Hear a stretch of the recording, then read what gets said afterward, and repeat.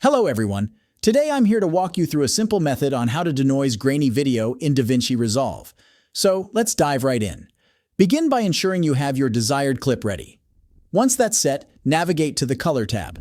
Right-click on your video and select Add Node, followed by Add Serial Node before. Within this new node, move your cursor to the Motion Effect panel. Here, adjust the frames to 5. For optimal results, set the quality to Better and motion range to Medium. Now delve into the specifics, head down to Temporal Threshold, and elevate the Luma value to 50.